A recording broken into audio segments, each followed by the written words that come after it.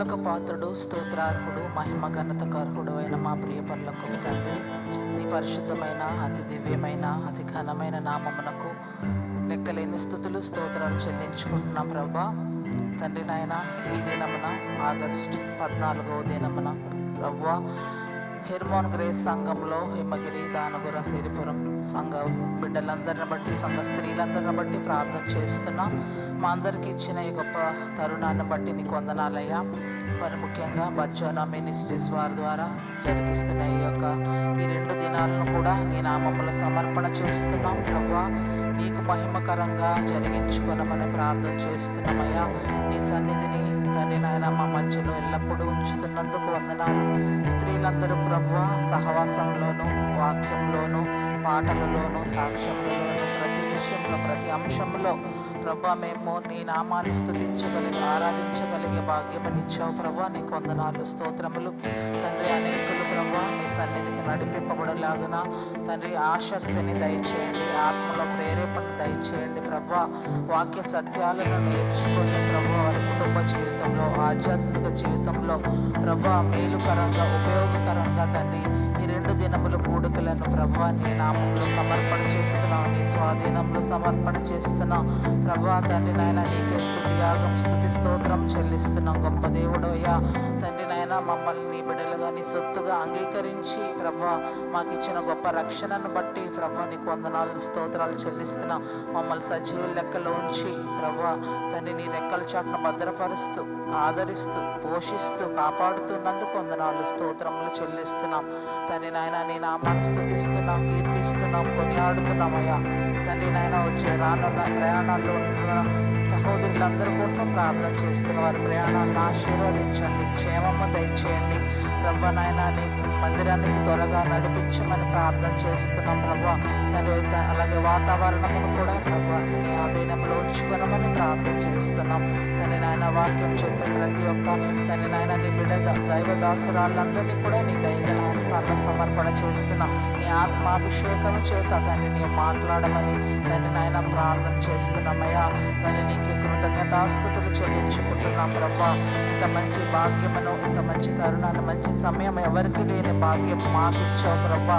నీకు వందనాలు, స్తోత్రములు చెల్లిస్తున్నాం ప్రభా తండ్రి నాయన. మా జీవితాల్లో ఎన్నో మేలులు చేసావు తండ్రి. స్త్రీలముగా మాకు ఇచ్చిన బాధ్యతలను బట్టి నీకు వందనాలు, స్తోత్రం చెల్లిస్తున్నాం ప్రభా తండ్రి నాయన. ఆ లేఖనాల్లో తండ్రి నాయన మా కోసం ఏర్పాటు చేసిన లేఖనాలన్నిటిని కూడా తండ్రి నీ నామంలో సమర్పణ చేస్తున్నామయ్యా తండ్రి నాయన. నీవే మాట్లాడమని ప్రార్థన చేస్తున్నాం తండ్రి నాయన. ఈ యొక్క ప్రారంభ దశ నుంచి తండ్రి ఆఖరి వరకు ప్రభా నీవే అధ్యక్షత వహించమని ప్రార్థన చేస్తున్నాం ప్రభా. ప్రతి ఒక్కరు తండ్రి నాయన నీ హస్తం నుంచమని ప్రార్థన, నీ కనుదృష్టి నుంచమని ప్రార్థన చేస్తున్నాం తండ్రి. మరొకసారి ఇంత మంచి సమయాన్ని మాకు ఇచ్చావు ప్రభా. అలాగే వంట చేస్తున్న వారు కూడా తన ఆటంకములు లేకుండా అన్ని కార్యక్రమాలు జరుగుటకు వారిని కూడా దీవించండి. పాటలు పాడేవారిని దీవించండి, మ్యూజిక్ వాయించేవారిని దీవించండి ప్రభా తన నాయన. అలాగే ప్రభా వాక్యోపదేశం చేస్తున్న నీ దీన బిడ్డలందరినీ కూడా ప్రభా నీ హస్తాల్లో సమర్పణ చేస్తున్నాం తండ్రి. నీ యొక్క నామానికి స్తుతి, ఘనత, మహిమ, ప్రభావములు ఆరోపణ చేస్తూ క్రీస్తు యేసు పరిశుద్ధమైన నామములో ప్రార్థన చేస్తున్నాం తండ్రి. ఆమేన్.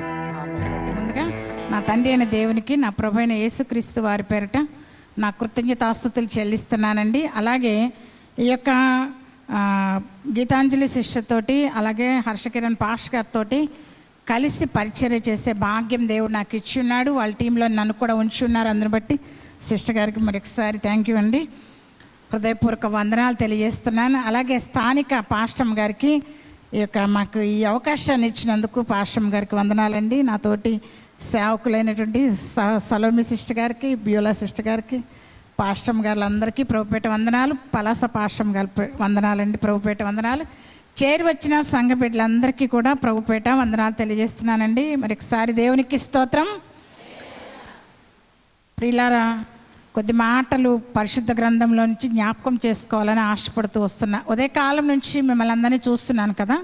నేను అనుకుంటున్నా మిమ్మల్ని చూసి మీరు చాలా మంచిగా ఉన్నారు అన్నిట్లో కూడా. మీ పాస్టమ్ గారు మిమ్మల్ని చాలా బాగా నడిపిస్తున్నారని మేమందరం అనుకుంటున్నాం.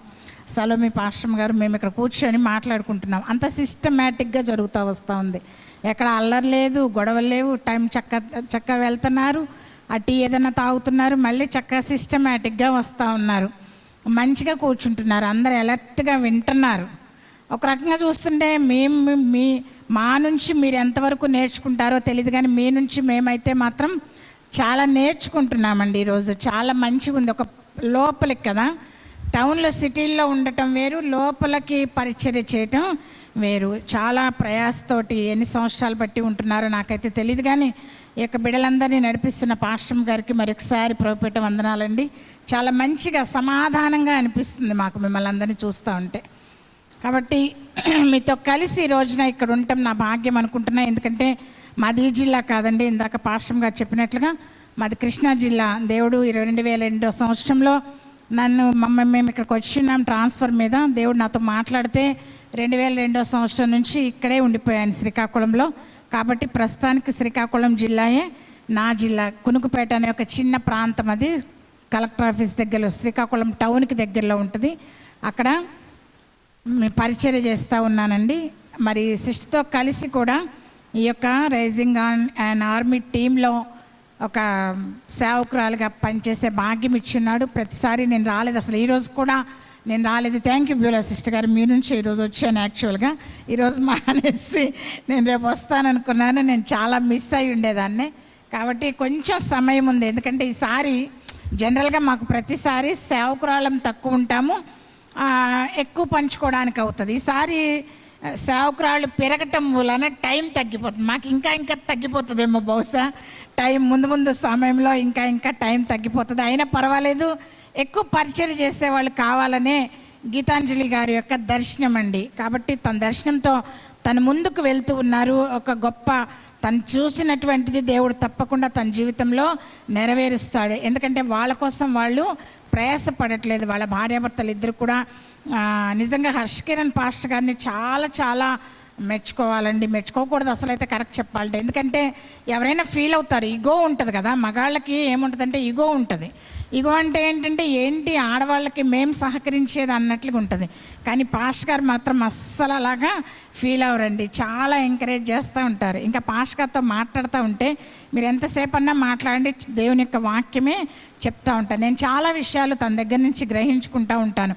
మంచిగా టాపిక్స్ మాట్లాడుతూ ఉంటారు. ఇట్లా సహకరించడం అనేది చాలా కష్టం అండి. నాకు ఒక తమ్ముడు కూడా కాదు, నా కొడుకులాగా అయిపోయాను. నేను రోజు చెప్తా ఉంటాను, నా కొడుకు కోడలు చూసినట్లుగా ఉంటుంది అని చెప్పనేసి అనుకొని, నాకు కొడుకు కోడలు ఉన్నారు, కూతురు అల్లుడు మనవడు మనవరాలు కూడా ఉన్నారు. అందుకోసమని చెప్తున్నాను. అయితే ఈ గ్రామానికి ఇదే ఊరి పేరు మర్చిపోయాను, హిమగిరి ప్రాంతానికి రావడానికి దేవుడు మాకెంతగానో సహాయం చేస్తున్నాడు. ఎక్కడో పుట్టినటువంటి నన్ను, ఎప్పుడో చనిపోవాల్సినటువంటి నన్ను పుట్టినప్పుడే చనిపోయింది అని చెప్పి పిలువబడ్డానండి. 8 సంవత్సరాల 7 రోజుల వరకు, దగ్గర వారం రోజుల వరకు పాలంటే తెలియదు నాకు, తల్లి పాలు తెలియదు, ఏ పాలు తెలియదు. కానీ ఆ రోజు దేవుడు నన్ను బ్రతికించి ఉన్నాడు. 8 సంవత్సరాల పిల్లప్పుడు బస్ కింద పడిపోయాను. అప్పుడు చనిపోవాల్సిన దాన్ని దేవుడు నన్ను ఆ రోజున బ్రతికించి ఉన్నాడు. 22 సంవత్సరాల వయసు అప్పుడు ఉరి పెట్టుకున్నానండి. అప్పుడు దాదాపు ఉరి పడిపోయింది నాకు ఫ్యాన్కి. కానీ దేవుడు నన్ను బ్రతికించినాడు. ఆయన తన మహాకృప చేత నన్ను రక్షించినాడండి. ఈ రోజున తన సేవకురాలుగా అనేక ప్రాంతాల్లో దేవుడు నిలబెడతా వచ్చున్నాడు. నేను అసలు అర్హురాల్ని కాదు, ఎందుకంటే ప్రయాస నాది కాదు, మరి ప్రయత్నం నాది కాదు, ఒక రకంగా చెప్పాలంటే దర్శనం కూడా నాది కాదు. అయినప్పటికీ కూడా దేవుడు ఇంత గొప్ప భాగ్యాన్ని నాకు ఇచ్చి ఉన్నాడు. ఇందులో నేను ఇలా నిలబడటానికి నాకు సహకరించిన ప్రతి ఒక్కరికి కూడా నేను జీవితకాలం రుణపడి ఉంటానని ఈ యొక్క పుల్పిటం మీద దేవుని పేరట మాట్లాడుతూ వస్తున్నానండి. కాబట్టి ఈ సందర్భంగా నాకు ఇచ్చిన ఈ సమయాన్ని బట్టి కొద్ది మాటలు మీకు అందరితోటి పంచుకోవాలని ఆశపడుతూ ఉన్నా. అందరూ వినటానికి సిద్ధంగా ఉన్న వాళ్ళందరూ ఒక్కసారి దేవునికి స్తోత్రం చెల్లించండి. దేవునికి స్తోత్రం.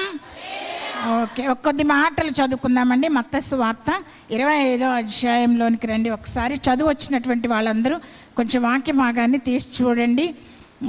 25వ అధ్యాయం మనకందరికీ తెలిసినటువంటి మాటలే కాబట్టి త్వరగా ముందుకెళ్దాం. పరలోక రాజ్యము తమ దివిటీలు పట్టుకొని పెండ్లి కుమారుని ఎదుర్కొన్నట్టుకు బయలుదేరిన 10 మంది కన్యకలను పోలి ఉన్నది. వీరిలో 5 బుద్ధి లేనివారు, 5 బుద్ధి గలవారు.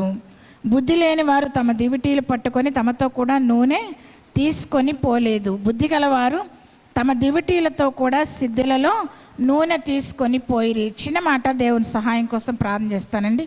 ప్రభువైన దేవా, ఇంత మటుకు తోడుగా ఉన్నందుకే స్తోత్రాలు. ఉదయ కాలం నుంచి నాయన ఒక స్త్రీలముగా మమ్మల్ని అందరినీ మీరు ఎంత సంతోషం మీతో గడిపే భాగ్యం మాకు ఇచ్చున్నారు దేవా, మీకు స్తోత్రాలు. మరొకసారి చదవబడిన వాక్యం ద్వారా ఇంకా ఏ వాక్యాల ద్వారా మాతో మాట్లాడినై ఉన్నారో నేనైతే అర్హత లేని దాన్ని ప్రభా మిసులు చాట్లు మరుగుపరుచుకోనండి. మాతో మీరే మాట్లాడుతురమ్మని ఈ సమయమంతా మీకు అప్పగించుకుంటూ యేసుక్రీస్తు ప్రభువారి అత్యున్నత నామమున స్తుతించి గణపరిచి ప్రార్థిస్తున్నాను ప్రియా పరమ తండ్రి, ఆమేన్. దేవునికి స్తోత్రం. మీరు కొంచెం వెనక ఉన్న వాళ్ళకు కాస్త అలర్ట్ అవుతూ ఉండండి. ఒకవేళ ఏదంటే మీరు వింటున్నారా వింటలేదా, వెనక దాకా వినిపిస్తుంది కదా, వినిపిస్తుందా నా మాట వెనక వరకు? ఓకే, దేవునికి స్తోత్రం. ఈ మాటలు అందరికీ తెలుసు కదా. బుద్ధి లేని వాళ్ళు, బుద్ధి కలిగినటువంటి వాళ్ళు, 5 కూడా కన్యలే. బుద్ధి లేని వాళ్ళు కన్యలే, బుద్ధి కలిగినటువంటి వాళ్ళు కూడా కన్యలే. ఈ విషయం అందరికీ తెలుసు కదండి. ఈ 10 మంది కన్యకలు కూడా దేనికోసం సిద్ధపడుతున్నారయ్యా అంటే పెండ్లి కుమారుణ్ణి ఎదుర్కోవడానికి సిద్ధపడుతున్నారు. అంతే కదా, మనకి తెలిసినటువంటి మాటలే. తెలియని దాంట్లోకి మిమ్మల్ని తీసుకెళ్ళటం లేదు, నేను తెలిసినటువంటి మాటలనే మీతో పంచుకోవాలని ఆశపడుతూ వస్తున్నా. కొంచెం జాగ్రత్తగా ఆలోచన చేయండి. 10 మంది, మొత్తం కన్యకలు ఎంతమంది ఉన్నారు అక్కడ? 10 మంది ఉన్నారు. ఇక్కడ ఎంతమంది ఉన్నారు కన్యకలు? ఇక్కడ ఎంతమంది? నేను కన్యకనే. కన్యకలైన వాళ్ళు, సిద్ధపడిన వాళ్ళందరూ నాతో పాటు చేయి పైకెత్తండి. కన్యకలు అంటే పెండ్లి కాని వాళ్ళు కాదండి, రక్షింపబడ్డ వాళ్ళు. దేవునికి స్తోత్రం. అర్థం చేసుకొని చెయ్యెత్తిన వాళ్ళందరిని బట్టి దేవునికి స్తోత్రం. కన్యకలు అంటే పెండ్లి కాని వాళ్ళు కాదు, అందరము కన్యకలమే. ముసలి వాళ్ళు ఎవరైనా ఉన్నారు కదా ఇక్కడ, వాళ్ళు కూడా కన్యకే. యేసు ప్రభు కోసం మనమందరం సిద్ధపడుతున్నాం కదా, అందరము కూడా. అందరు రక్షింపబడ్డ వాళ్ళే కదా, అందరూ యేసు ప్రభుని నమ్మిన వాళ్ళేనా? అందరూ ఒకసారి దేవునికి స్తోత్రం చెల్లిద్దాం. దేవునికి స్తోత్రం. ఓకే, అందరూ రక్షింపబడ్డ వాళ్ళు కదా. యేసు ప్రభుని మంచి సేవకుల్ని దేవుడు మీకు ఇచ్చి ఉన్నాడు.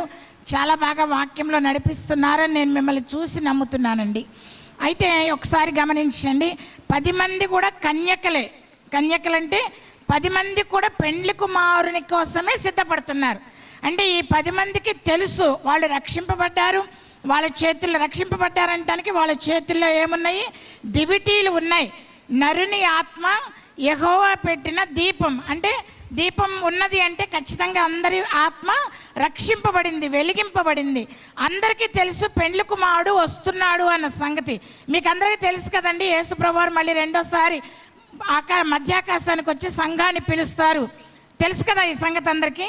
తెలీదా ఎవరికైనా కానీ? కాక 2023 సంవత్సరాల క్రితం ఆయన కన్య మరియ గర్భం ద్వారా ఈ లోకంలోకి రక్తమాంసములు ఉన్న మనుష్య కుమారునిగా భూమి మీదకి వచ్చున్నారు.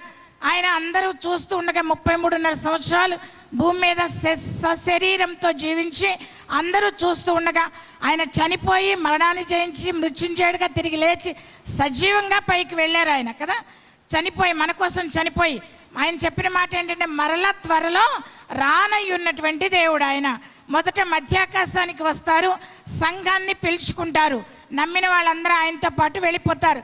మరలా ఆ తర్వాత ప్రత్యక్షంగా వస్తారు, తనతో వెళ్ళిన సంఘాన్ని తీసుకొని మరలా వస్తారండి. అది అందరూ కూడా చూస్తారు, ఆయన్ని పొడిచినటువంటి వాళ్ళు కూడా చూస్తారు. అటు తర్వాత తీర్పు ఉంటుంది, ఇంకా చాలా చాలా జరగవలసి ఉంటుంది. అయితే మొట్టమొదట మనకు కావాల్సింది ఏంటంటే ఇంకా సంఘం ఎత్తబడలేదు కాబట్టి ప్రభు మధ్యాకాశానికి వచ్చి పిలిచినప్పుడు కన్యకలందరూ ఆయనని ఎదుర్కోవాలి. అర్థమైందా చెప్తున్నటువంటి మాట? కన్యకలంటే రక్షింపబడ్డ వాళ్ళందరూ ఆయన స్వరాన్ని విని ఆయనతో పాటు వెళ్ళిపోవాలి. మనం ఎక్కడున్నా కానీ, మనం పడక మీద ఉన్నా ఆ స్వరాన్ని విని వెళ్ళిపోవాలి, మనం పొలంలో ఉన్నా ఆ స్వరాన్ని విని వెళ్ళిపోవాలి, మనం పనిలో ఉన్న ఆ స్వరాన్ని విని వెళ్ళిపోవాలి. అదే సిద్ధపాటు అంటే. ఇక్కడ ఎంతమంది సిద్ధపడ్డారు? 10 మంది కన్యకలు సిద్ధపడ్డారు. అయితే పరిశుద్ధాత్మ దేవుడు ఈ కన్యకల్ని విడదీశాడండి. విచిత్రంగా ఇక్కడ చూడండి ఏం చేశాడు, ఇక్కడ విడదీశాడు. మొట్టమొదట ఏమంటే బుద్ధి లేని వాళ్ళంట 5. మొదట ఎవరిని పెట్టాడు? బుద్ధి లేని వాళ్ళే కదా మొదట అక్కడ ఉంది రాయబడింది. బుద్ధి లేని కన్యకలు 5. మొదట ఎవరి గురించి రాయబడింది? బుద్ధి లేని వాళ్ళు 5. బుద్ధి ఉన్నటువంటి వాళ్ళు 5. వాళ్ళకి ఎందుకు బుద్ధి లేదో కూడా చెప్తున్నాడు అక్కడే పరిశుద్ధాత్మ దేవుడు. ఎందుకు లేదంట? వాళ్ళ సిద్ధలలో నూనె లేదంట. సిద్ధపడ్డారు కానీ నూనె లేకుండా సిద్ధపడ్డారంట. ప్రియులారా జ్ఞాపకం చేసుకోండి, మన ప్రభు రాబోతూ ఉన్నారండి. ఆయన త్వరలో రాబోతూ ఉన్నారు. ఈ మధ్య కాలంలో మన హర్షకిరణ్ పాస్టర్ గారు వాళ్ళే ఒక పెద్ద సేవకుడిని శ్రీకాకుళం తీసుకొచ్చి మీటింగ్ పెట్టించారండి. బహుశా మళ్ళీ త్వరలో ఇంకోసారి తీసుకొస్తారనుకుంటా. అప్పుడు మీరు అందరూ కూడా అందులో పార్టిసిపేషన్ అవ్వచ్చు. ఆయన చెప్పిన మాట మమ్మల్ని చాలా భయపడతా వస్తూ ఉంది. ఈ తరము వాళ్ళు ఆయన రాకడని చూస్తారంటండి. ఈ తరము వాళ్ళ ఈ సంఘం ఎత్తబడుతుంది ఖచ్చితంగా. అంటే త్వరలో సమీపంగా ఉన్నారు, ఆయన ప్రభు రాబోతూ ఉన్నారు. అయితే ఒక్కసారి ఈ యొక్క రాకడ సమయంలో మనం ఒక్కసారి ఆలోచన చేయాలి ప్రియులారా. ఇంకా మనము సాక్ష్యాలతోటి అనకూడదు కానీ కాక ఇంకా మనము స్వస్థతల కోసం ప్రార్థన చేస్తాం, ఇంకా మనము రకరకాల ఇంకా చిన్న చిన్న వాటి ద్వారా నేర్చుకునేటటువంటి పరిస్థితుల్లోనే కనుక మనం ఉంటే, ఒకవేళ ఆయన వచ్చినప్పటికే మనం ఆయన స్వరాన్ని గుర్తించగలమో లేదో ఒకసారి ఆలోచన చేసుకోవాలండి. ఎందుకంటే అక్కడ రాయబడింది ఏంటంటే బుద్ధి లేని వాళ్ళు 5 ఉన్నారంట. అంటే ఎప్పుడైనా కానీ సగం మంది మాత్రమే వెళ్తారండి, సగం మంది మాత్రమే ప్రభువుని ఎదుర్కొనడానికి వెళ్తారు. అందుకనే ప్రభు చెప్పిన ఉదాహరణలో కూడా 2 ఒకే మంచం మీద పడుకొని ఉంటారంట. ఒకళ్ళు ఎత్తబడతారు, ఒకళ్ళు విడవబడతారు. 2 ఒకే తిరగలి విసురుతూ ఉంటారంట.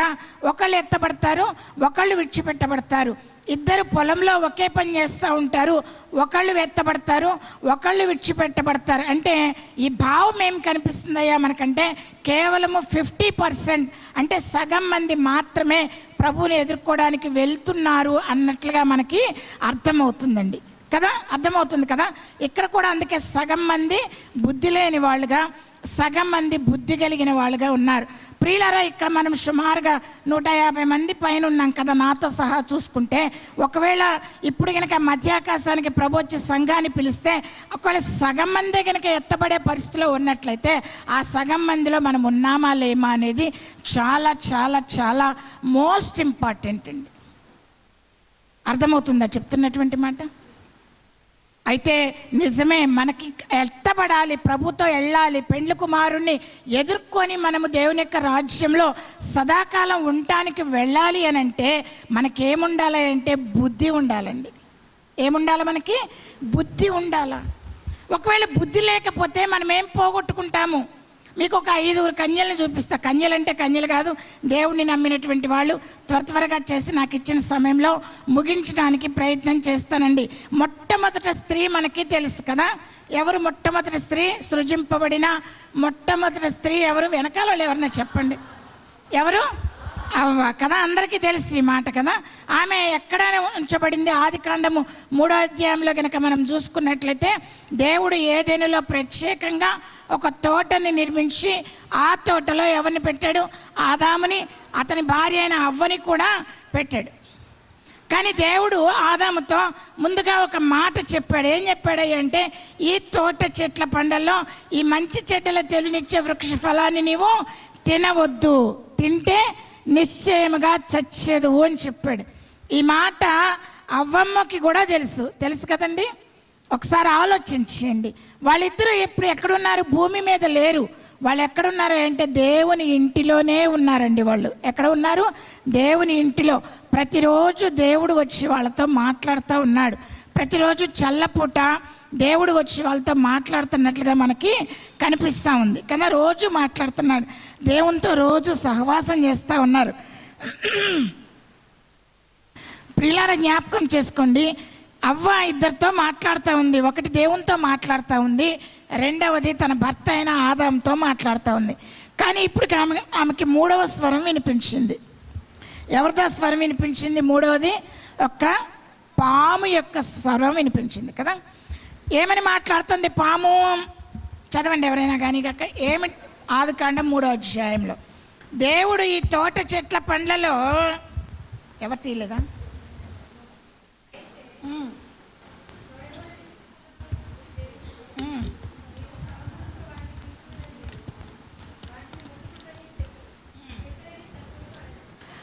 సర్పం ఏమి అడుగుతుంది అంటే, దేవుడు ఈ తోట చెట్ల పండ్లలో దేనినైనా తినవద్దన్నాడా? అడిగిందా? అక్కడ అడగలేదా? మొదటి వచనమే, ఇది నిజమా? ఈ తోట చెట్లలో దేని మీరు తినకూడదని దేవుడు చెప్పినా, ఎవరు అడిగారు ఈ మాట? సర్పం అడిగింది కదా. సర్పం అడిగింది. అడిగితే ఈమె తిరిగి మాట్లాడుతుంది. ఎవరితో మాట్లాడుతుంది? సర్పంతో మాట్లాడుతుంది, పాముతో మాట్లాడుతుంది. ఆమె అప్పటిదాకా విన్న స్వరాలు రెండే. ఒకటి దేవుని స్వరం విన్నది, రెండవది తన భర్త స్వరం విన్నది. మిగతా ఏ జీవరాశి మాట్లాడదండి.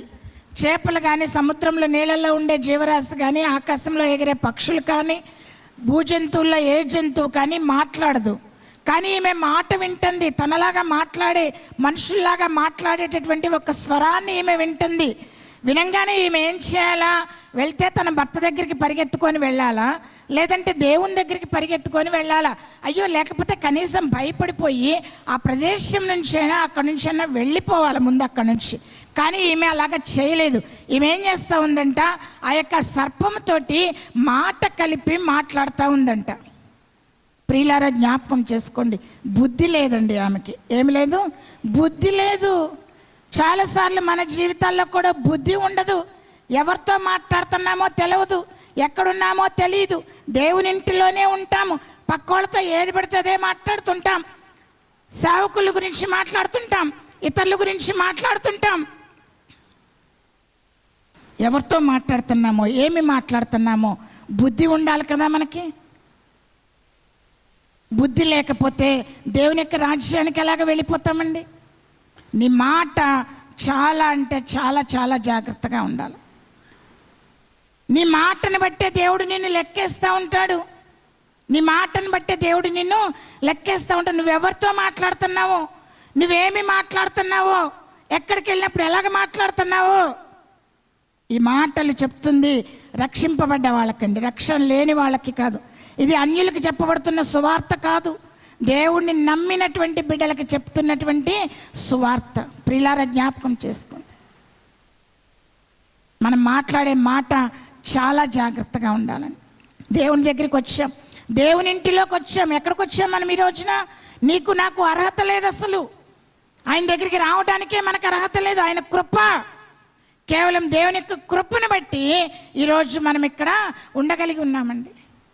ఈరోజు దేవుని పిల్లలుగా పిలువబడగలుగుతున్నాం. మనము దేవుని యొక్క సంఘంలో చేర్చబడ్డాం. మనము ఆయన ఉచితమైన కృపతోటి ఆ రోజున ఆదాము అవ్వలకి ఉచితంగా తన కృపతోటి ఒక ప్రత్యేకమైన తోటని ఎలాగ దేవుడు ఏర్పాటు చేసి వాళ్ళ నుంచి ఉన్నాడో, అట్టి రీతిగా ఈరోజు దేవుడు మనల్ని తన సార్వత్రిక సంఘంలో ఉంచి ఉన్నాడు. ప్రియులారా, కాబట్టి ఎవరితో పడితే వాళ్ళతోటి ఏ మాట పడితే ఆ మాట మాట్లాడితే ఏమైపోయిందండి? ఆమె తోటలో నుంచి వెళ్ళగొట్టబడిపోయింది, శపించబడింది. ఆమె నుంచి పాపం వచ్చింది, ఆమె నుంచి ఆమె భర్త మీదకి వచ్చింది. ఒక మనుషుని ద్వారా పాపం ద్వారా మరణం లోకంలోకి వచ్చిందంట. ప్రియులారా, జ్ఞాపకం చేసుకోండి, బుద్ధి ఉండాలి కదా మనకి. ఏం మాట్లాడుతున్నామో, ఎవరితో మాట్లాడుతున్నామో ఉండాలా వద్దా? రెండవదిగా చూద్దాం. చూడండి, మనకు తెలిసినటువంటి ఆమె అందరు తెలిసిన స్త్రీలని తీసుకుంటా, ఆ స్త్రీలను ఒక్కసారి ఆలోచన చేయండి అంతే. మీరు వాళ్ళలాగా మనం ఉండకూడదండి, వాళ్ళలాగా మనము ఉండకూడదు. చూడండి ఒకసారి, ఆదికాండం 19వ అధ్యాయంలో ఒక స్త్రీ ఉంటుంది కదా. ఏమైపోయింది ఆమె? ఉప్పు స్తంభం అయిపోయింది. ఎవరామె? లోతు భార్య.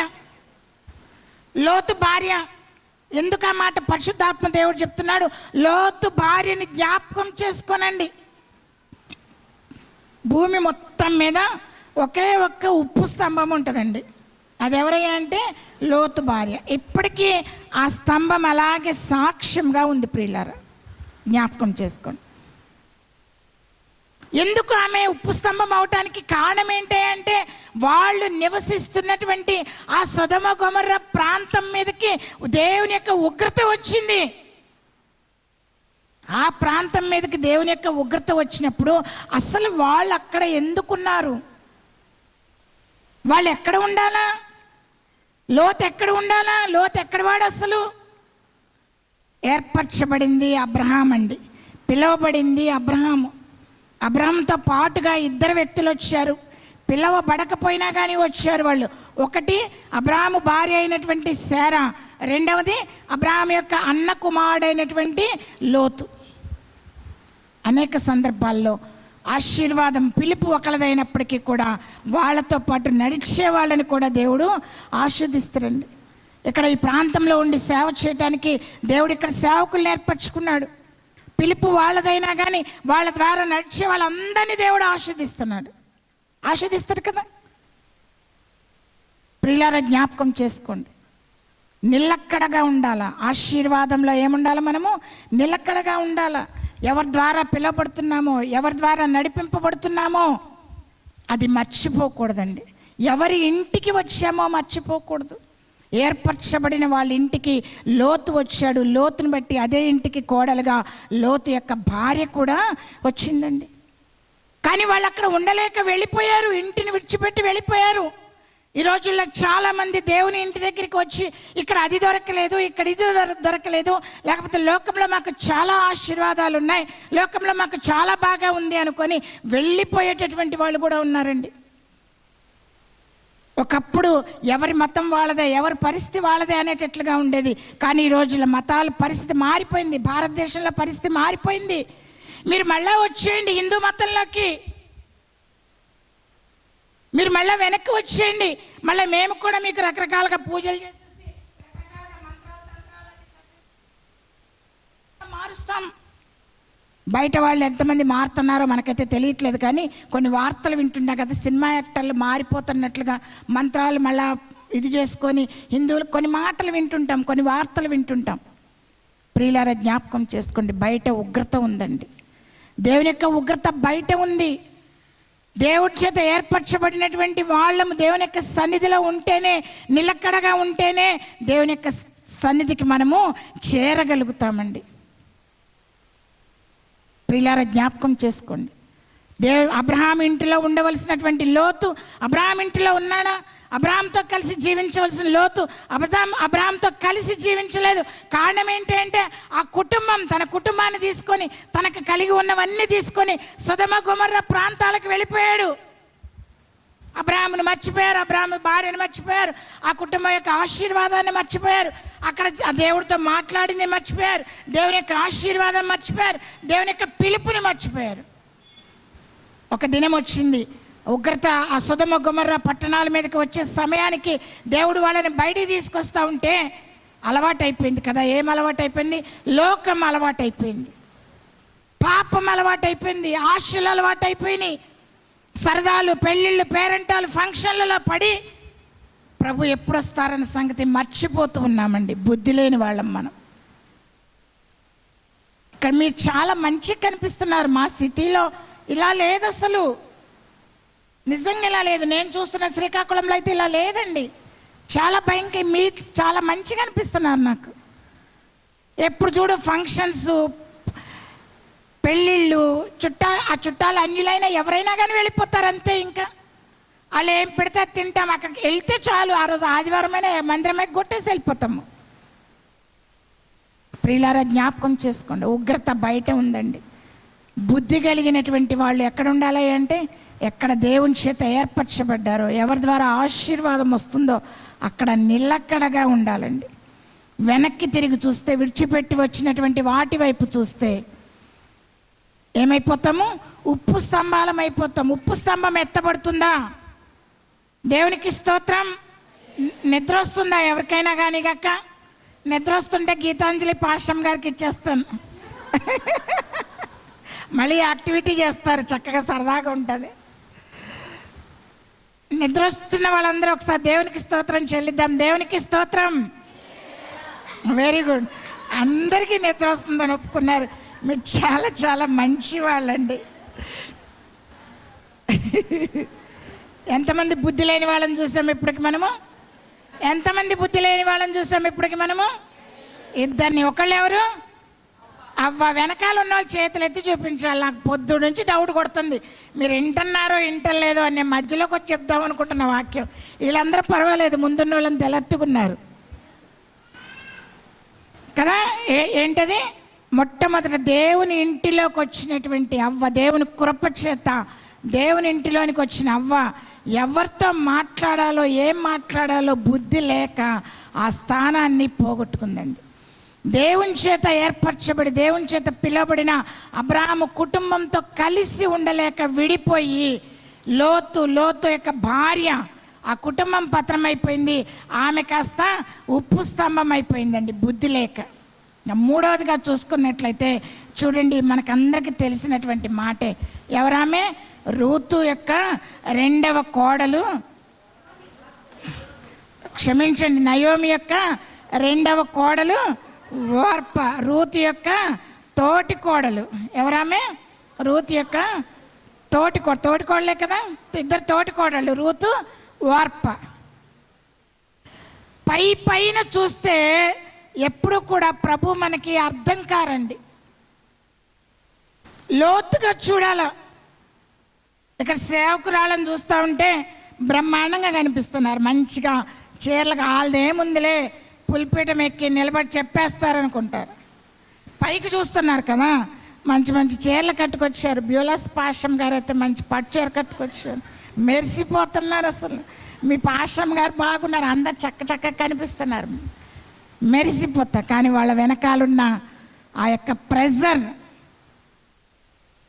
ఆ యొక్క భారము, ప్రియులారా జ్ఞాపకం చేసుకోండి.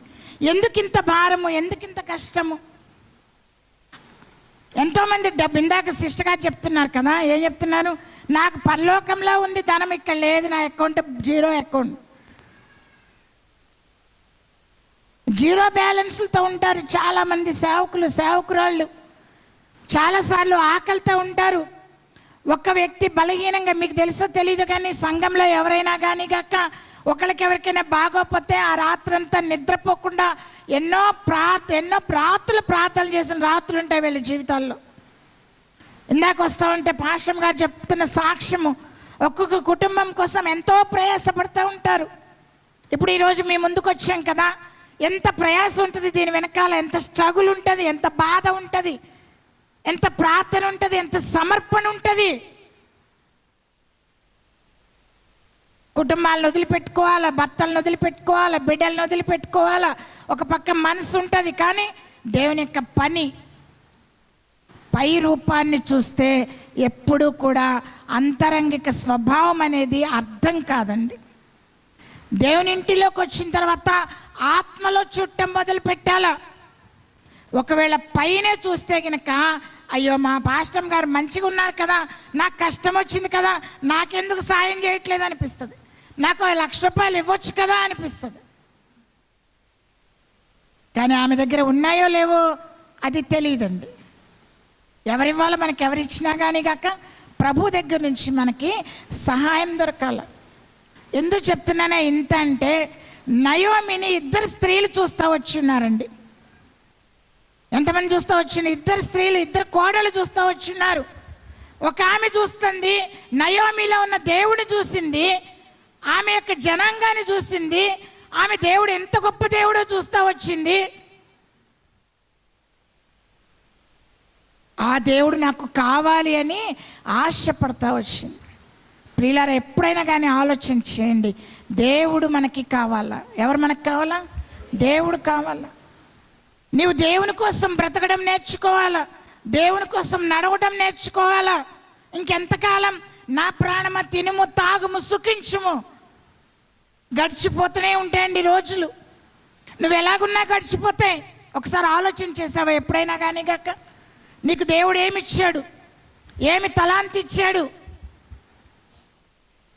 చక్కగా పాటలు పాడుతున్నారండి, 4 అమ్మాయిలు నిలబడి పాడుతున్నారు. ఇంకొక సంఘం వాళ్ళు కూడా వచ్చి పాట పాడారు.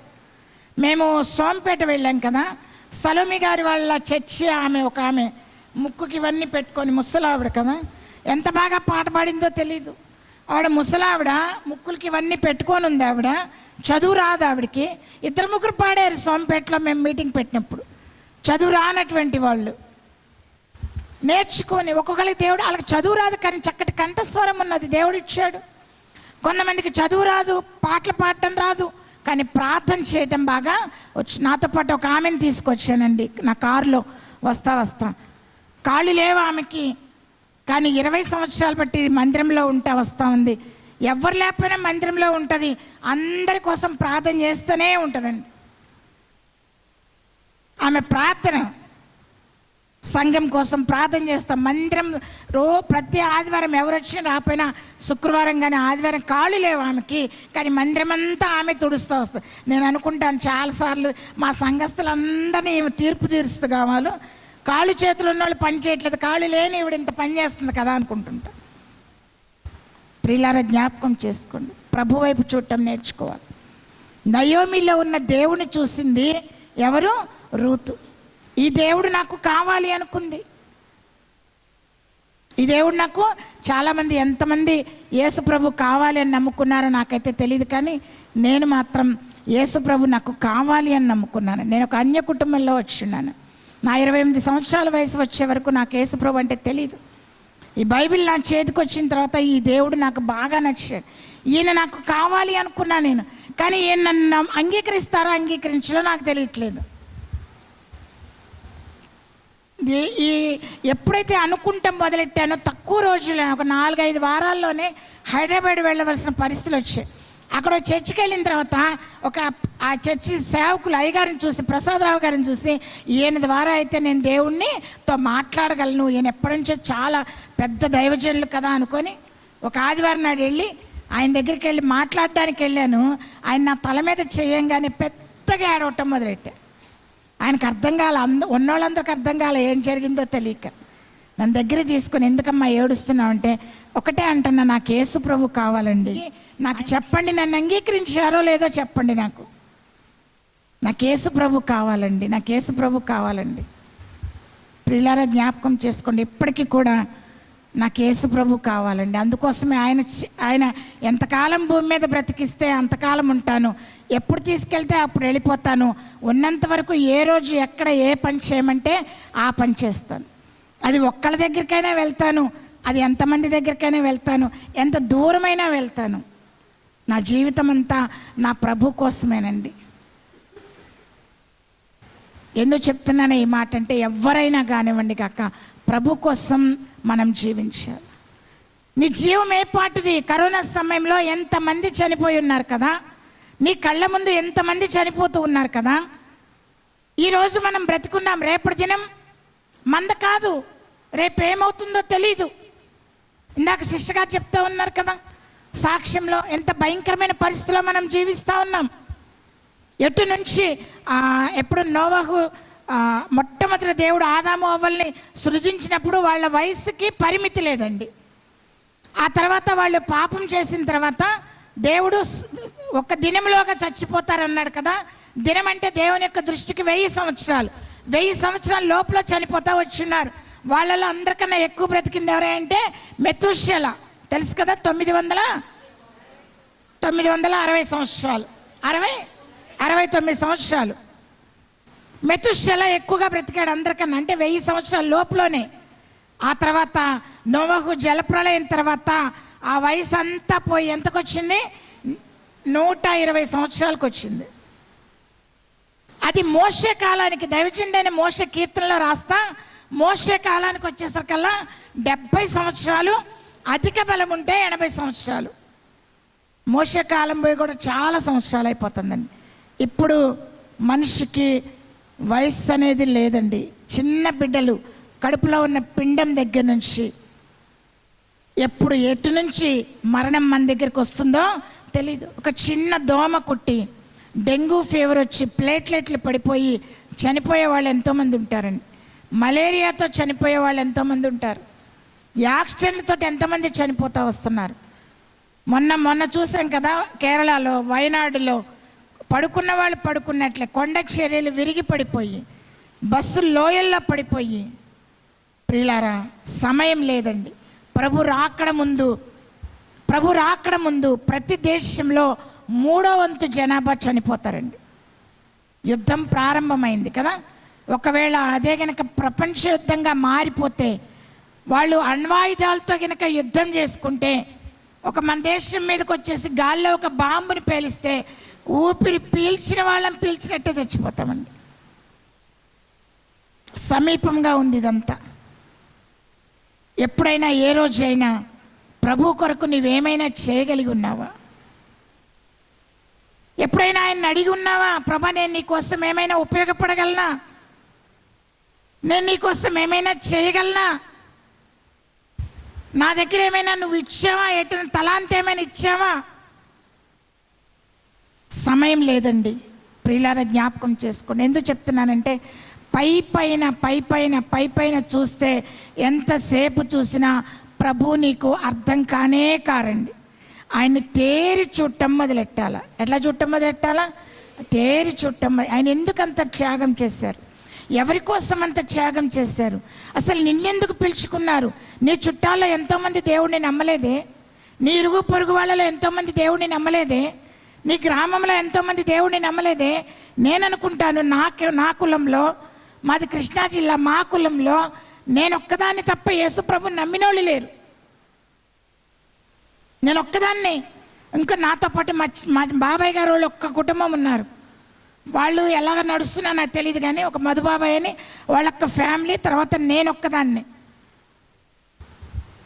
మా తమ్ముడు కూడా ఇప్పటికీ రక్షింపబడలేదు. మొన్న శనివారం నాడు విజయవాడలో పాస్టర్స్కి వాకింగ్ చెప్పడానికి వెళ్ళాను. ఆ రోజు వాళ్ళందరూ ఆడవాళ్ళు అక్కడ పాస్టర్లు వచ్చి సన్మానం చేస్తుంటే ఆ రోజు మా తమ్ముడు ఏడ్చాడు. అక్క, ఒకప్పుడు ఎలా ఉండేదాన్ని, ఈరోజు ఏంటి ఇంత సన్మానం ఏంటి? దేని బట్టి అండి? నా ప్రభు నాకు ఇచ్చిన ధన్యత. నేను అనుకుంటాను, ఇంతమంది నా చుట్టాలను వదిలిపెట్టి కొన్ని వేల మంది ఉన్నారు, వాళ్ళందరినీ వదిలిపెట్టి నన్ను దేవుడు ఎందుకు పిలుచుకున్నా అంటే నా పట్ల ఆయన చిత్తం నెరవేర్చబడాలి. ఒకటే చెప్తాను ప్రభుకి, నువ్వు నన్ను నమ్మావు కదా ప్రభా, నేను నీకోసం నిలబడతానని, అందుకే నేను నీకోసం నిలబడతాను. నిన్ను నమ్మాడు కదా దేవుడు, నువ్వు ఆయన కోసం నిలబడుతున్నావా? ఒకసారి ఎప్పుడైనా ఆలోచన చేసావా? తేరి చూసావా ప్రభుని? ఎప్పుడైనా ఆయనతో మాట్లాడావా? ప్రభా, నేను నీకు ఎలాగ ఉపయోగపడగలను? నేను ఎలాగ వెంబడించగలను? ఇద్దరు స్త్రీలు నయోమిని చూస్తూ వచ్చారు. ఒక్క స్త్రీనే నయోమిలో ఉన్న దేవుణ్ణి చూస్తూ వచ్చిందండి. ఇక్కడ ఇంత ప్రయాసపడి ఈ మీటింగ్స్ పెట్టడానికి కారణం ఏంటంటే మేమొక్కడమే పరుగులు పెట్టం కాదండి. గీతాంజలి పాస్టమ్ గారికి ఉన్న దర్శనం ఏంటంటే ప్రతి స్త్రీ పరుగులు పెట్టాలని. దేవునికి స్తోత్రం. ప్రతి స్త్రీలో ఉన్న తలంతు దేవుడికి వాడబడాలని.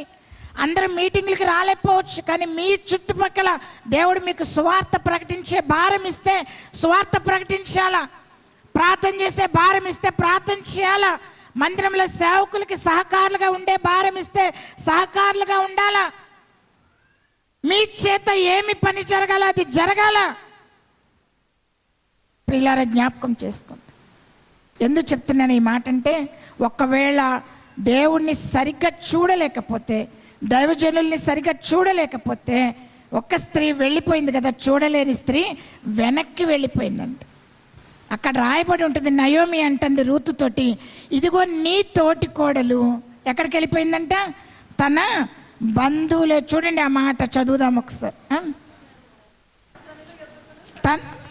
తన జనుల యొద్దకు వెళ్ళిపోయిందంట, తన దేవుని యొద్దకు వెళ్ళిపోయిందంట. రూతు గ్రంథం 1వ అధ్యాయం 15వ వచనం. ఇదిగో నీ తోటి కోడలు తన జనుల యొద్దకును తన దేవుని యొద్దకు. జనుల దగ్గరికి పోతే పోయిందండి, చివరికి దేవతల దగ్గరికి కూడా తిరిగి వెళ్ళిపోయిందంట. కారణం ఏంటి అంటే నయోమిలో ఉన్న దేవుణ్ణి చూడలేకపోవటమే. అవన్నీ పోగొట్టుకుంది, కానీ దేవుణ్ణి పోగొట్టుకోలేదండి. దేవునికి స్తోత్రం. నయోమి అన్నీ పోగొట్టుకుందని రాయబడింది, కానీ దేవుణ్ణి పోగొట్టుకోలే. ఆమె దేవుణ్ణి పోగొట్టుకొని ఉన్నట్టయితే రూతుని సంపాదించుకొని ఉండేది కాదండి. నేను అనుకుంటాను అన్నీ పోతే పోయినాయి, రూతు ఒక్కడు దొరికింది చాలదా అంట నేను.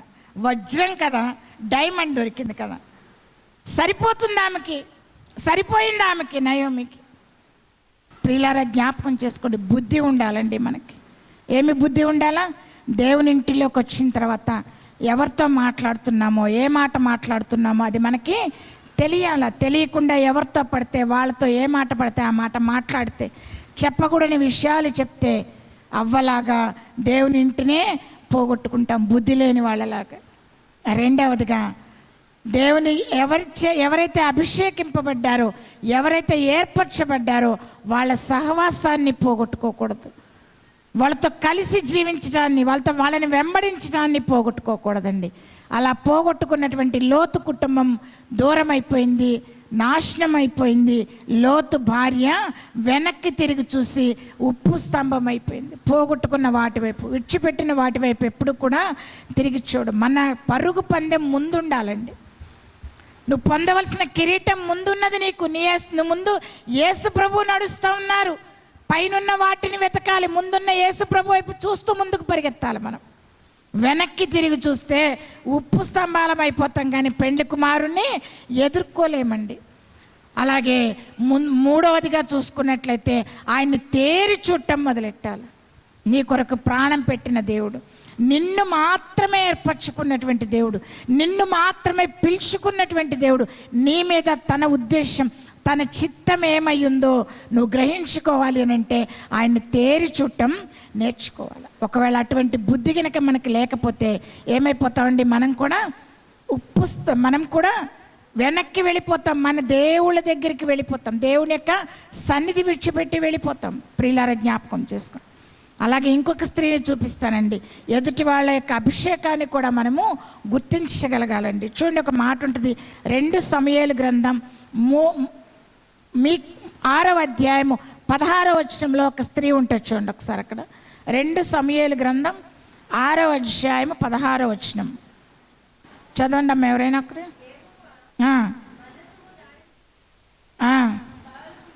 సౌలు కుమార్తెగు మీకాలు కిటికీలో నుండి చూసి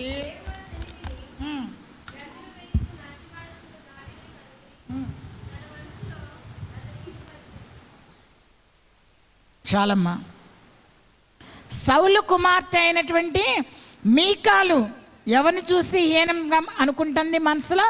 తన యజమాని చూసి, దావీదును చూసి. దావీదు ఏర్పరచబడ్డవాడు, దావీదు అభిషేకింపబడ్డవాడు.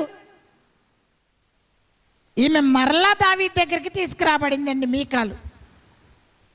నిజానికి దావీదు మీకాల్ని పెళ్లి చేసుకోవడానికి మీకాలు యొక్క తండ్రి సౌలు 100 ముందోళ్ళు, ఫిలిష్తీయుల యొక్క 100 ముందోళ్ళు తీసుకురమ్మంటే 200 ముందోళ్ళు తీసుకొచ్చి ఆమెను పెళ్లి చేసుకుంటాడు. గొల్యాతుకి మీకాలు యొక్క తండ్రి సౌలు, యోనాతాను కూడా వెళ్ళలేకపోతే దావీదు ఎదురు వెళ్ళి గొల్యాతుని చంపి ఇజ్రాయెల్ జనాంగాన్ని, సౌలు యొక్క రాజ్యాన్ని కాపాడతాడు. తన తండ్రి తర్వాత రాజుగా దేవుడు దావీదుని అభిషేకించాడన్న సంగతి తెలుసు ఆమెకి కదా. కానీ దావీదు కోసం ఎప్పుడు ఎదురు చూడలేదండి. దావీదుని ఎప్పుడు గౌరవించినట్లుగా మనకి కనిపించదు. పెండ్లైన తర్వాత సౌలు దావీదుని చంపడానికి వస్తే ఆమె అంటది, ఇదిగో నా తండ్రి వచ్చి నిన్ను చంపేస్తాడు, నువ్వు కిటికీలోంచి దించుతాను, విట్టించి పారిపో అంటుంది. ఎంత ఏడ్చుకుంటూ వెళ్ళి ఉంటాడు కదా దావీదు ఆ రాత్రి. ఖచ్చితంగా చెప్పాలనంటే ఆమె అనాల్సిన మాట ఏంటంటే, పద మన ఇద్దరం వెళ్ళిపోదాం, నువ్వు నా తండ్రి కొట్టుకుంటే నా తండ్రి చనిపోయినా నాకే బాధ, నువ్వు చనిపోయినా నాకే బాధ, మన ఇద్దరం వెళ్ళిపోదాం పద, నీతో పాటు నేను వస్తా అని చెప్పాలా. ఆ మాట చెప్పలేదండి. పోనీ వెళ్ళిపోయిన నా భర్త గొప్ప వీరుడు, ఖచ్చితంగా తిరిగి వస్తాడు, నా కోసం నన్ను తీసుకెళ్తాడు అని ఎదురు చూస్తూ ఉందా? ఇంకొకళ్ళని పెళ్లి చేసుకుందా ఆల్రెడీ, ఇంకొకళ్ళని పెళ్లి అయినా సరే దావీదు పిలిపించుకుంటాడు. తన మొదటి భార్య రాజకుమార్తె నేను సంపాదించుకున్నాను అనుకొని రెండవసారి కూడా పిలువబడిందండి.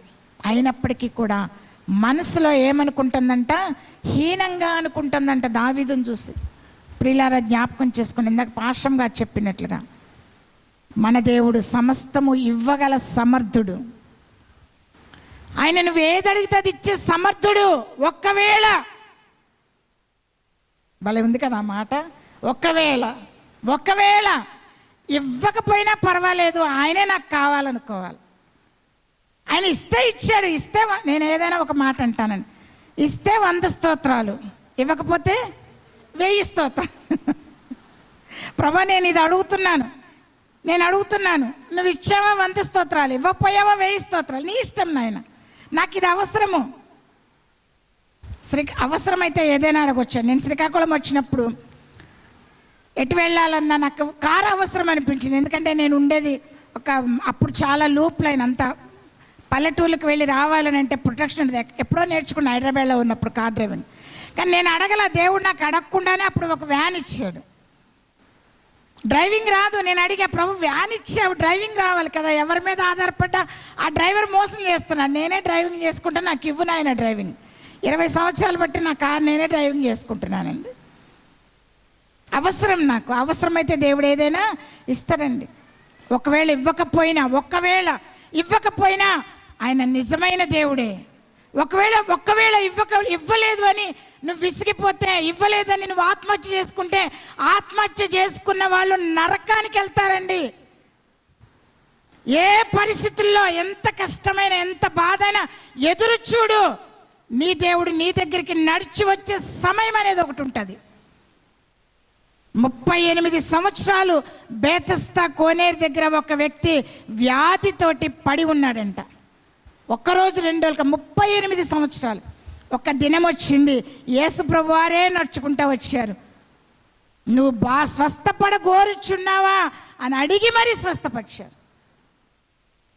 అబ్రహాముని పిలిచాడు దేవుడు, నువ్వు రా, ఆకాశంలో నక్షత్రాలాగా నీకు పిల్లల్ని ఇస్తాను, భూమి మీద ఇసుక రేణువులాగా ఇస్తానన్నాడు. వాగ్దానం ఇచ్చాడు, కానీ 25 సంవత్సరాలు బిడ్డలైతే ఇవ్వలేదు. కానీ ఒక్క దినం వచ్చింది కదా, దేవుడే నడుచుకుంటూ వచ్చాడు. మీదటికి ఈ దినముకు మళ్ళీ వస్తా, నీ భార్య అయిన శారా నీకు కుమారుని కంటది. ప్రియులారా, జ్ఞాపకం చేసుకోండి, నీ జీవితంలో ఒక నిరాశ ఉందేమో, ఒక లోటు ఉందేమో, ఒక సమస్య ఉందేమో, ఒక కష్టం ఉందేమో, ఒక ఇబ్బంది ఉందేమో. నీ దేవుడు నీ ఇబ్బంది తీర్చడానికి, నీ సమస్య తీర్చడానికి, నీ కష్టం తీర్చడానికి నీ దగ్గరికి నడుచుకునే రోజు అనేది ఒకటి ఉంది, నడుచుకు వచ్చే రోజు అనేది ఒకటి ఉంది. నువ్వు ఎదురు చూడు, కానీ నిరాశ చెందొద్దండి, విసిగిపోవద్దు, ఆయన్ని విసిగించొద్దు. ఎవరిని విసిగించొద్దు? ఆయన ఎప్పుడు హీనంగా అనుకోవద్దు. దేవుడిని ఎప్పుడు, నేను చాలాసార్లు చెప్తుంటా, నువ్వు తక్కువ అనుకున్నంత మాత్రాన ఆయన తగ్గిపోడండి. నువ్వు లేడు అనుకున్నంత మాత్రాన ఆయన లేకపోడు. నీకు ఇవ్వనంత మాత్రాన ఆయన సమర్థుడు కాకపోడు. చాలాసార్లు దేవుడు మనకి ఇవ్వడానికి సిద్ధంగా ఉంటాడు, తీసుకోవడానికి మనలో ఉన్నటువంటి అల్ప విశ్వాసం కావచ్చు, మనలో ఉండేటటువంటి అపవిత్రత కావచ్చు, ఏదైనా కానీ మనకు అడ్డుగా ఉంటుంది. ఆ అడ్డు తొలగించుకుంటే తప్పకుండా ఆశీర్వాదం మన దగ్గరికి వస్తుంది. ఒకవేళ రాలేదు అయినా సరే ఆయనే నా దేవుడు. నా జీవితంలో చాలా లోటుపాట్లు ఉంటాయండి. నాకు నాకు చాలామంది సాక్ష్యం చెప్తుంటారు కదా, నేను ఒక్కసారి అంటే ఎవరిని క్రిటిసైజ్ చేయాలని కాదు, క్షమించండి నన్ను, కానీ నేను ఆశ్చర్యంగా వింటుంటా. ఇవి సాక్ష్యాలు నాకు అర్థం కావట్లేదు ప్రభా అనుకుంటా, నాకు అర్థం కాదు. అంటే నాకు చాలా జనరల్గా అందరు పడే బాధలు అవి నాకు బాధలుగా అనిపించవండి. నాకు ఎందుకని అనిపించవయ్యా అంటే, దేవుడు నాతో చెప్పాడు కదా ఒక మాట, ఆయన స్వరం విన్నాను. అప్పుడు చాలా పోరాడాను దేవుడితోటి, నీ మాట వింటేనే నేను బాప్టిజానికి వెళ్తాను, నాకు మాట్లాడు నాతోటి అనుకోను. అప్పుడు దేవుడు నాతో మాట్లాడిన మాట కొలస్సీ 3:3, ఏలైనగా మీరు మృతి పొందితిరి, మీ జీవము దేవునితో కూడా మీ జీవము క్రీస్తుతో కూడా దేవుని యొద్ద దాచబడి ఉన్నది. నా జీవము దేవుని దగ్గర ఉంది. భూమి మీద నేను చచ్చిన దానిలాగా, చచ్చిన దానికి ఆశలు ఏంటండి నాకు తెలియకడతాను. ఒక చీర కొనుక్కోవాలనుకోను, ఆ సమయానికి ఆ చీర వస్తుంది నా దగ్గరికి, అంతే. ఏది వస్తుందో అది 100 రూపాయల చీర అయినా కడతాను, 10,000 రూపాయల చీర అయినా కడతానండి. అది నా దగ్గరికి వస్తే, రాకపోతే ఆశపడను. ఈరోజు ఏ ఆహారం దేవుడు పెడితే అది తింటాను. అంటే గొప్ప కోసం చెప్పట్లేదండి, ఇస్తాడు దేవునికి స్తోత్రం. బాగా నమ్ముతాను, దేవుడు తన సేవకులకి ఆహారం పెట్టే దేవుడు కదా.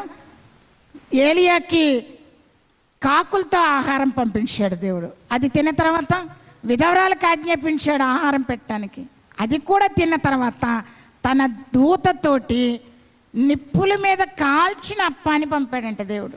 అంత మంచి మాట కదా. తందూరి రోటి ఆయన స్వయంగా కాల్చుంటాడు, ఎందుకంటే శిష్యులకు కాల్చాడు కదా, అక్కడ చేపలు కాల్చాడు కదా, ఇక్కడ కూడా ఏలియా కోసం కాల్చి స్వయంగా దూతకి ఇచ్చి పంపించాడంట.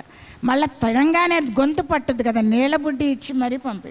ఎంత శ్రద్ధ చూడండి తన సేవకులు అంటే దేవునికి. నేను నమ్ముతానండి, నమ్ముతున్న వాళ్ళని దేవునికి స్తోత్రం చెల్లించి, దేవునికి స్తోత్రం. ఎప్పుడు కూడా దేవుని ఇంటిలోకి వచ్చిన తర్వాత దేవుణ్ణి ఎప్పుడు తక్కువ చేసి మాట్లాడొద్దు. దేవుడు ఇవ్వలేదు కదా అని దేవుణ్ణి విసిగించొద్దు, దేవుణ్ణి శోధించొద్దు. ఆయన ఒక మాట ఉంటుంది కదా పేతురు పత్రికలో, మనము ఆశీర్వాదమునకు వారసులు అవ్వటానికి పిలువబడ్డాము. నాకు ఇష్టమైన మాట. నిన్ను ఆశీర్వదించడానికి దేవుడు నిన్ను పిలిచాడు. అసలు నీకు అనుమానం ఎందుకు? నీకు భయం ఎందుకు? నేను చాలాసార్లు సిస్టర్ వాళ్ళ పిల్లలు అవసరమే, కాదంటలేదు, కానీ సేవ ఇంకా అవసరం కదా కదా. పిల్లలు అవసరమే కాదంటలే, కానీ సేవ చాలా అవసరం. ప్రార్థన చేస్తుంటాం చాలాసార్లు గీతాంజలి వాళ్ళ కోసం పిల్లలు కావాలని. మళ్ళీ ఒక్కసారి ఇప్పుడు పిల్లలు ఉండి కడుపుతో ఉంటే వెళ్ళడం కష్టమైంది. ప్రభు ఫోన్లో కొద్ది రోజులు ఆపాలనుకుంటే ఆపు, నీ ఇష్టమేనా ఆయన, కానీ సేవ అవసరం. చాలామంది బిడ్డల్ని దేవుడు ఆమెకి ఇస్తున్నాడండి. ఇస్తాడు, తగిన సమయంలో దేవుడు ఇస్తాడు. అన్యాయస్తుడు కాదు ఆయన. లోటు ఉంచే దేవుడు కాదు, కొదు ఉంచే దేవుడు కాదు. నీ లోటు తీర్చడానికి నీ దగ్గరికి వచ్చే దేవుడు. ఇంత మాత్రాన ఆయన తక్కువ చేసి మాట్లాడొద్దు ఎప్పుడు కూడా. అసలు నన్ను ఎంతమంది తిట్టినా నాకు కోపం రాదండి. నా ముఖం మీద ఉమ్మేసినా కోపం రాదు. వాళ్ళ దగ్గరికి వెళ్ళి మాట్లాడుతూ ఉంటాం మళ్ళా నేను. కానీ దేవుణ్ణి ఎవరైనా తక్కువ చేసి మాట్లాడితే తట్టుకోలేనండి. ఎందుకంటే ఆయన గురించి మనం అర్థం చేసుకునేది చాలా తక్కువ అండి. ఆయన సృజించిన ఒక సూర్యుడినే మిట్ట మధ్యాహ్నం 12 గంటల సమయంలో సూటిగా చూడలేము. ఒక్క సూర్యుడినే సూటిగా చూడలేము. అలాంటి కోటాను కోట్ల సూర్యుల్ని ఆకాశంలో పెట్టినటువంటి దేవుడు, సమస్తాన్ని శూన్యంలోంచి సృష్టించిన దేవుడు, మహాకాశాల కన్నా పైగా ఉండేటటువంటి దేవుడు, సమీపింపరాని తేజస్సులో అమరత్వము కలిగి తాను మాత్రమే నివసించేటటువంటి దేవుడు. ఆయన నువ్వు అర్థం చేసుకోవాలంటే నీ జ్ఞానం సరిపోదు, నీ బుద్ధి సరిపోదండి.